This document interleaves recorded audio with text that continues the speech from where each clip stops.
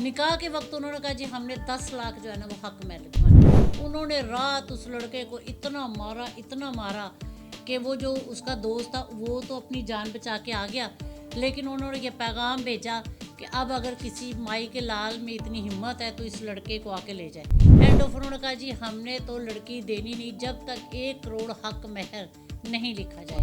پہلے ہی طے کر لیں کہ ہمیں حق مہر شرعی لینا ہے, جبکہ شرع تو یہی کہتی ہے. لیکن آج جو ہمارے معاشرے میں ایک ناصور, ایک جہیز اور دوسرا حق مہر, لوگ اگر بیٹی کو وہ جہیز دے رہے تو وہ بھی سیفٹی چاہتے ہیں. بسم اللہ الرحمن الرحیم. السلام علیکم. میں رانا خالد قمر آپ کی خدمت میں حاضر ہوں.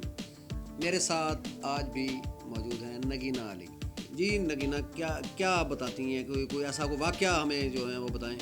جی بالکل ناظرین, ہمارے معاشرے میں جو رشتہ سلیکٹ ہونے کے بعد لڑکی پسند لڑکا پسند شرائط طے کرنے کے بعد جو سب سے مین جہاں بات آ کے رکتی ہے وہ آتی ہے حق مہر. کہ لڑکی اگر وہ شادی شدہ بھی ہے تو پھر بھی دوبارہ شادی میں بھی جی حق مہر ہونا چاہیے, حق مہر میں یہ ہونا چاہیے. یہ باتیں اکثر یہاں پہ بھی رشتے ٹوٹ جاتے ہیں کہ جی ہم نے یہ نہیں کرنا, ابھی وہ حق مہر نہیں ہوا ڈیسائیڈ. میرے دیکھنے میں ایک ایسا واقعہ آیا کہ ہم لوگ, ایک شادی تھی فیصل آباد سے آگے ایک گاؤں ہے, وہاں ہم لوگ سارے اس شادی میں شریک تھے. چلیں جی سب سے پہلے بارات گئی, بارات کے بعد کھانا شانا. لیکن جب کھانا انہوں نے کہا جی ابھی کھانا نہیں کھلانا, چائے شائے انہوں نے پلا دی, دودھ شودھ کا وہ ادھر ایک زمانہ تھا, جو گرمی کے دن تھے, ٹھنڈا دودھ شودھ انہوں نے پلایا.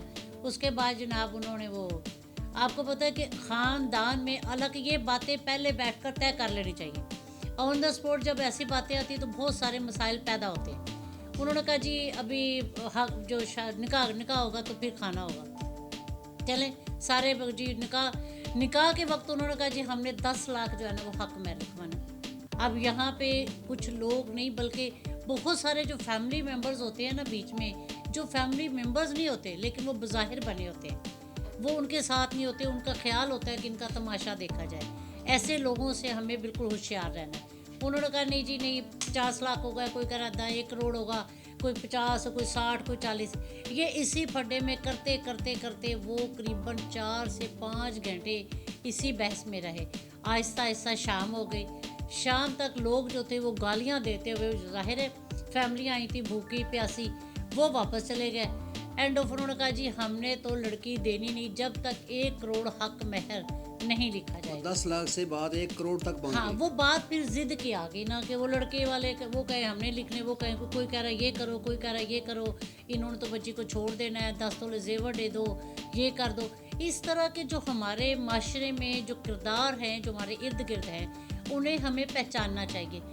میں سمجھتی ہوں کہ جب آپ رشتہ طے کر رہے ہیں, یہ ساری باتیں جب طے کر رہے ہیں تو پہلے ہی طے کر لیں کہ ہمیں حق مہر شرعی لینا ہے, جبکہ شرع تو یہی کہتی ہے. لیکن آج جو ہمارے معاشرے میں ایک ناصور, ایک جہیز اور دوسرا حق مہر, لوگ اگر بیٹی کو وہ جہیز دے رہے تو وہ بھی سیفٹی چاہتے ہیں. چلے وہ چاہتے ہیں لیکن ایک حد مقرر کر لیں کہ یہاں تک ہونا چاہیے.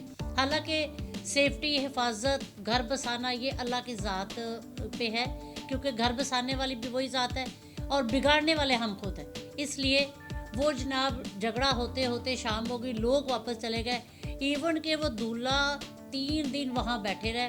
اس کے بعد اس گاؤں کا جو چودھری تھا اس نے بیچ میں ان کا جو صلح کروائی, نکاح کروایا, اور اس کے 3 دن کے بعد دولہا جو ہے وہ دلہن لے کے گھر آیا, اور اس کے بعد پھر ہم لوگ اس ولیمے میں گئے. نہیں تو وہ کتنے میں بات طے ہوئی؟ اینڈ آف جی وہ چودھری صاحب نے ان کو گارنٹی دی, جبکہ میں سمجھتی ہوں کہ کسی انسان کی گارنٹی, 2 شادی ایسا معاملہ ہے کہ جس میں صرف ایک لڑکی اور لڑکے کے علاوہ, اللہ کی ذات کے علاوہ وہ دو ہوتے ہیں, کوئی گارنٹی نہیں ہے. ایسا کچھ نہیں کہ کوئی گارنٹی دے گا. وہ چودھری صاحب نے کہا جی ٹھیک ہے آپ 50 لاکھ جو ہے وہ حق مہر لکھ دیں. حق مہر لکھنے کے بعد جناب وہ پھر اور 4 کے 5 دن بعد ہمیں اطلاع ملی کہ جی آج ان کا ولیمہ ہے. اور ایک شادی تو رانا صاحب ہم نے ایسی اٹینڈ کی کہ ہمارے معاشرے میں بڑی ساری ایسی برائیاں ہیں, وہ میرے محلے کی تھی. لے جی شادی ہوئی, رشتہ ہو گیا, ہمیں نہیں پتہ کہاں رشتہ ہوا ہے, وہ جی ہو گیا. ہم نے کہا چلو ٹھیک ہے ہو گیا. اس کے بعد وہ لڑکے کی شادی ہوئی, ہم لوگ برات میں گئے ہیں, بڑی خوشی راضی ہم دلہن کو لے کے آئے. جب صبح ہوئی تو ہمیں نہیں محسوس ہوا کہ کوئی جھگڑا ہوا ہے یا کچھ ہوا ہے. انہوں نے جناب وہ ولیمہ ہوا, خاموشری, دلہن کو ہم نے خود اپنے ہاتھوں سے تیار کیا.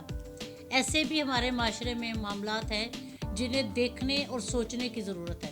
یہ میں پہلے بھی عرض کر چکی ہوں کہ والدین کا یہ فرض بنتا ہے. انہیں اللہ تعالیٰ نے اگر والدین کا رتبہ عطا کیا تو ان کو عقل بھی اچھا ہونی نہیں چاہیے. وہ جو آپ ہمسائے کے جی جی. بتا رہی ہیں تو وہ جناب صبح وہ لڑکا جو ہے وہ مکلاوا لے کے دلہن کا جو جاتے ہیں، جو عام رسم ہے یہاں کہ جی وہ صبح لڑکا بھی چلا گیا، دلہن بھی چلی گئی اور اس کا ایک دوست بھی چلا گیا.